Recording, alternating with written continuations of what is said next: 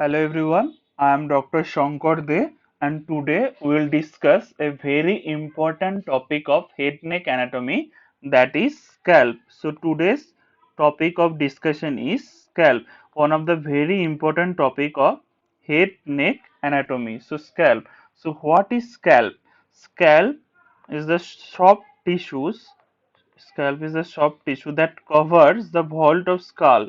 So scalp is the soft tissues that covers the vault of skull.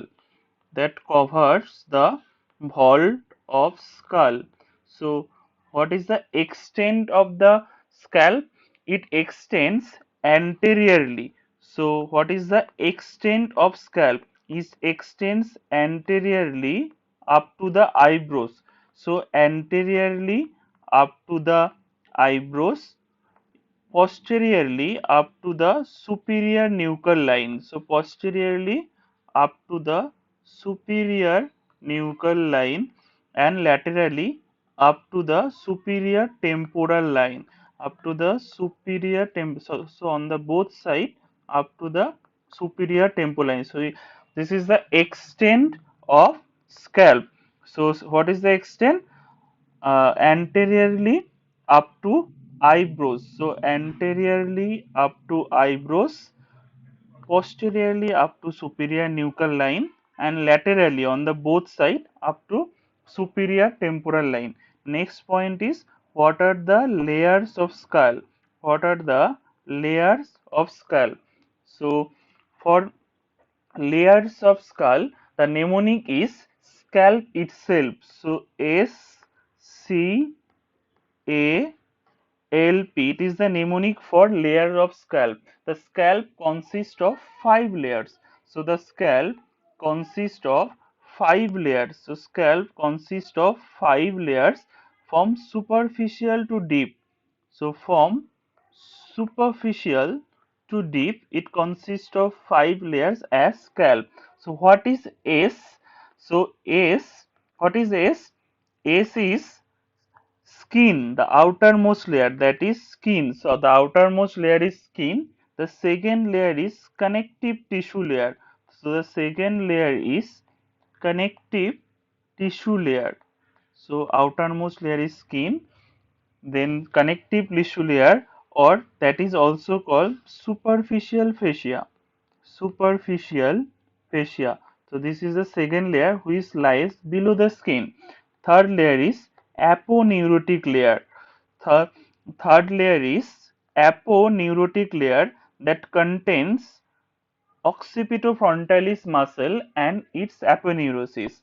The fourth layer is loose areolar tissue layer. So the fourth layer is loose areolar tissue layer, and the fifth or innermost layer of scalp is pericranium. So pericranium, this is the fifth or innermost layer of scalp. So what are the layers? The first layer is the skin. Second layer is the connective tissue layer or superficial fascia. Third layer is the aponeurotic layer that contains occipitofrontalis muscle and its aponeurosis. The fourth layer is loose areolar tissue layer, and the fifth layer is pericranium. So these are the 5 layers of the skull from superficial to deep. So now we'll draw a beautiful diagram of layers of scalp. So let's start making the diagram along with me. So first, suppose this is the skull bone. Suppose this is the skull bones, and in between two skull bone this is the suture. So this is skull bones. So what is this? This is skull bones.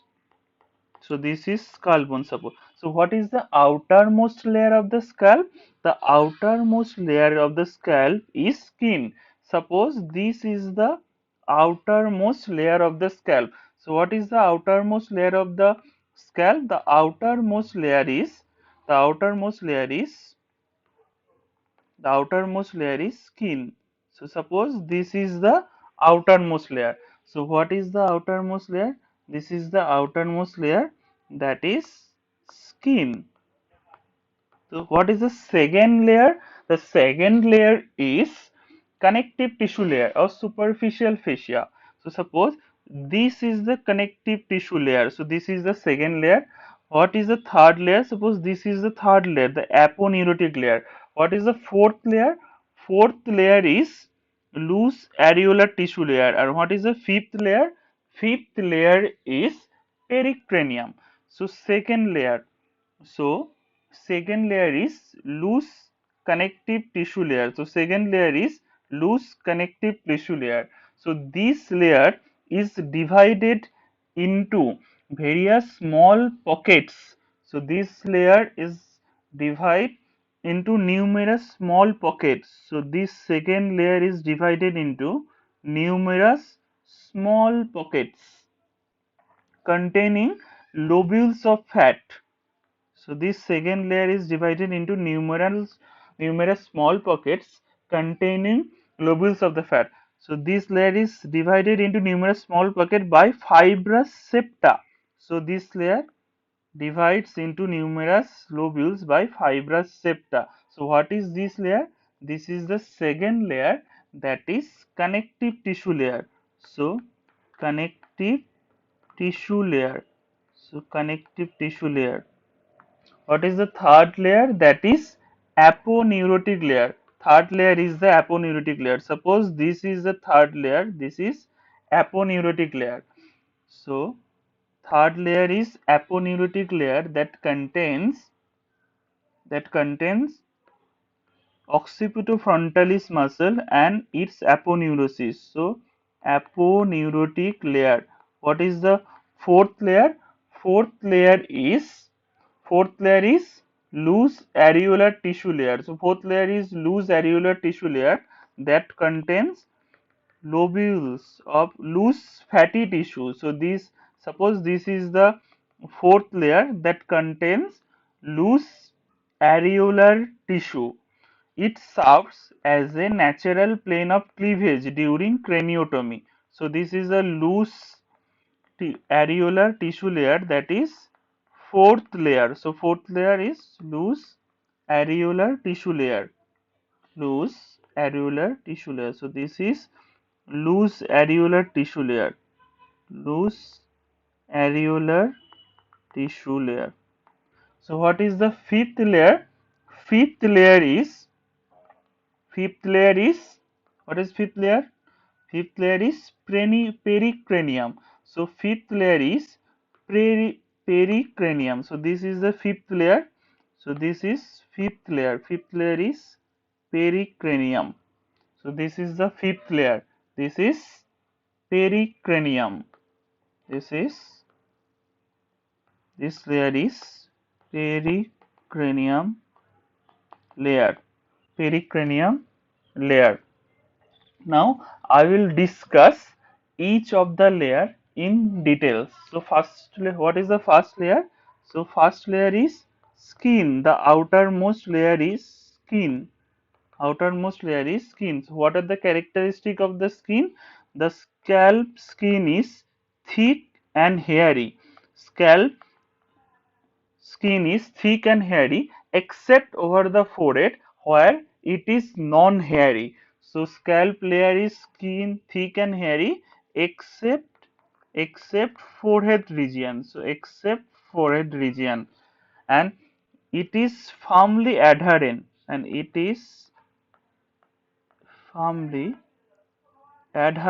to aponeurotic layer. It is firmly adherent to aponeurotic layer by dense connective tissue layer or the second layer.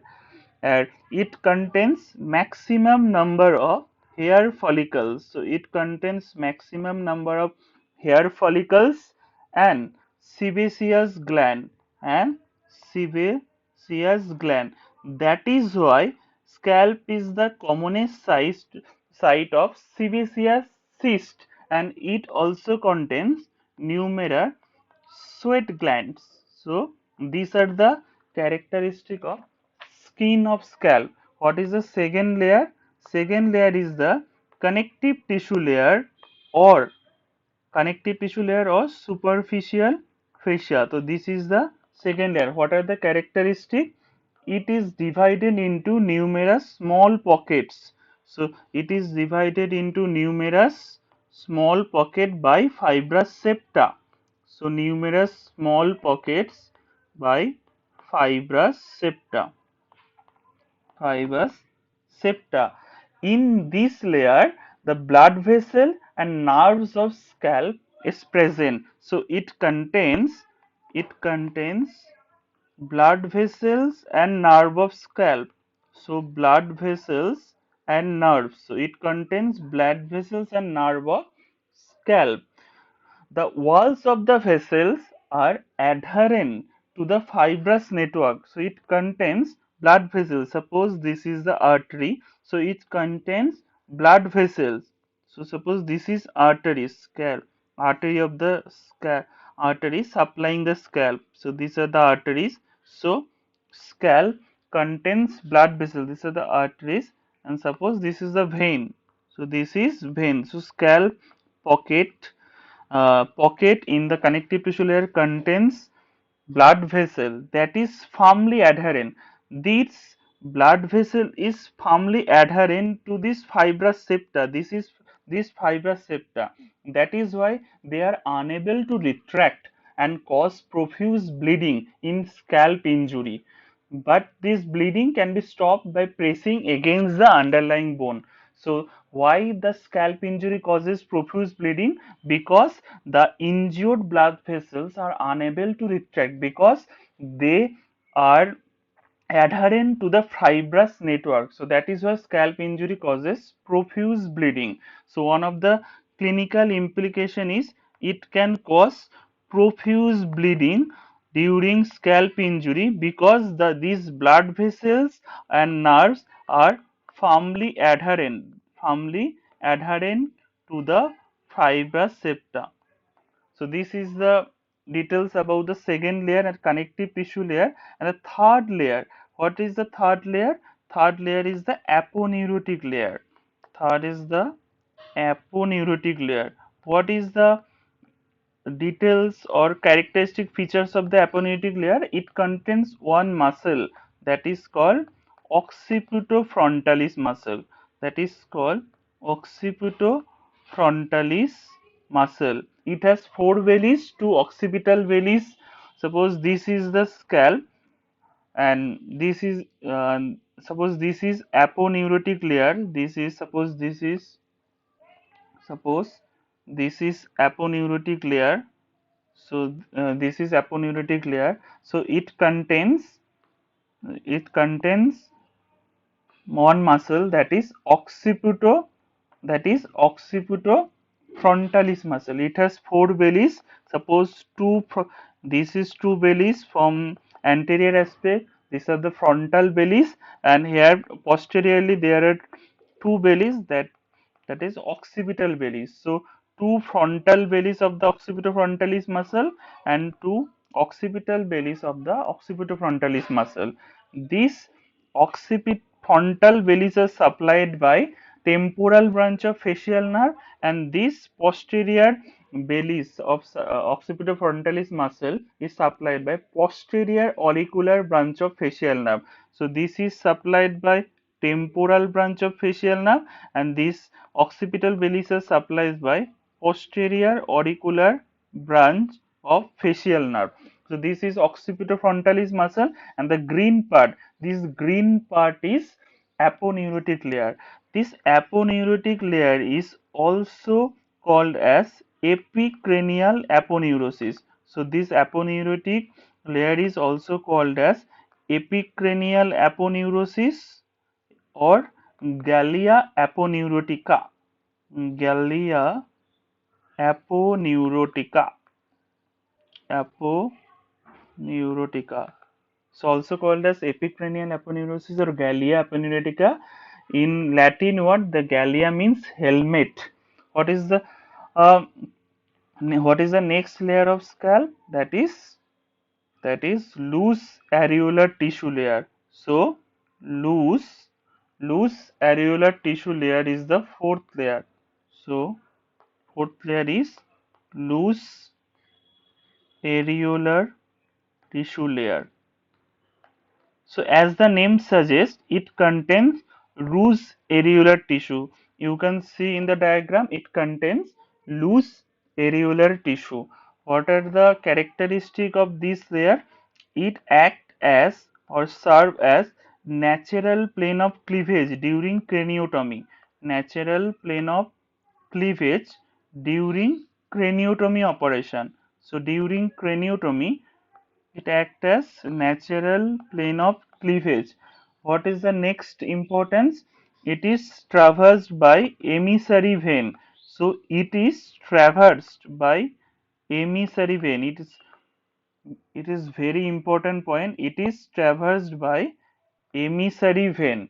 So that connects the second layer of the scalp with the intracranial dural venous sinuses. Just below the skull bone, there is dural layer of the brain or dura mater. It has two layers. One is endosteal layer and another is meningeal layer. In between two layer, there is dural venous sinuses. So in between two layer there is dural venous sinuses. So this is dura mater. In just below the skull bone, that is endosteal layer, and this is meningeal layer. This is meningeal layer. So this is dural venous sinuses. So what is the function of emissary vein? Emissary vein connects this second layer of the scalp. So emissary vein connects this second layer of the scalp with dural venous sinuses. So intracranial dural venous sinuses. So this layer, so the loose areolar tissue contains emissary vein, is traversed by emissary vein that connects second layer of the scalp or connective tissue layer with intracranial dural venous sinuses. So that is why it is very important, because the as it contains loose areolar tissue, the pus and blood freely tend to collect in this layer. So that is why it is called dangerous area of scalp. So this fourth layer is called dangerous area of scalp, because as it contains loose areolar tissue, pus and blood easily get collected in this layer. And the second point is, as it traversed by emissary vein, if any pus collects in this layer, the infection may travel readily along the emissary vein into intracranial dural venous sinus. That means if there is any pus or infective foci in this layer, that can travel along this emissary vein into intracranial dural venous sinuses, and that can be fatal, leading to thrombosis of dural venous sinuses. So that can cause sagittal sinus thrombosis or other dural vein thrombosis that can be fatal. So infection can travels through the emissary vein into the dural venous sinuses. And another point is, blood and pus gets collected easily in this layer because of loose areolar tissue. So that is why this layer is called dangerous area of scalp or dangerous layer of the scalp. Next point, what is the fifth layer? Fifth layer is pericranium. Fifth layer is pericranium layer. What is pericranium? Pericranium is actually periosteum of the bones. So pericranium is nothing but periosteum or bone coverings. So periosteum of bones of vault of skull. So that is called pericranium, vault of skull, pericranium. It is loosely attached to the bones, can be easily stripped. So it is, pericranium is actually loosely attached. Like fourth layer, it is loosely attached except at suture lines.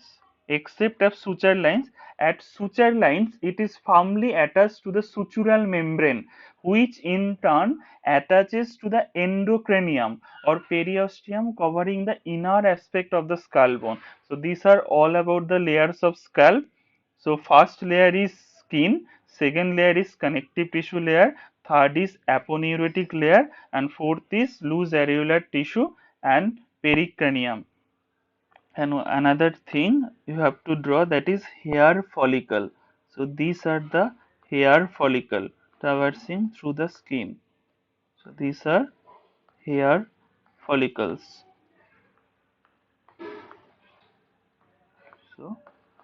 So this is all about layers of scalp.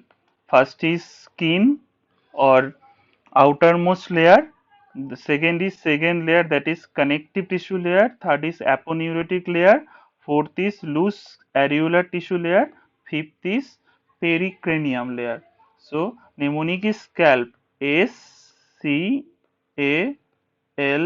The first three layers, the skin, connective tissue layer and the aponeurotic layer, is also called surgical layers of the scalp or scalp proper, because these three layers are firmly adherent to each other and cannot be separated from each other. So this is called scalp proper or surgical layers. And another two layer is loose layer, that is loose connective tissue layer, it is loose layer, and also pericranium, it is loose except at places of sutural line. So this is all about layers of scalp and its clinical correlation. So for more such videos, don't forget to subscribe my channel Dr. Shankar De. So subscribe the channel Dr. Shankar De and press on the bell icon, and share the videos with your friends, seniors and juniors, and stay tuned for the more videos on head neck anatomy. Thank you very much.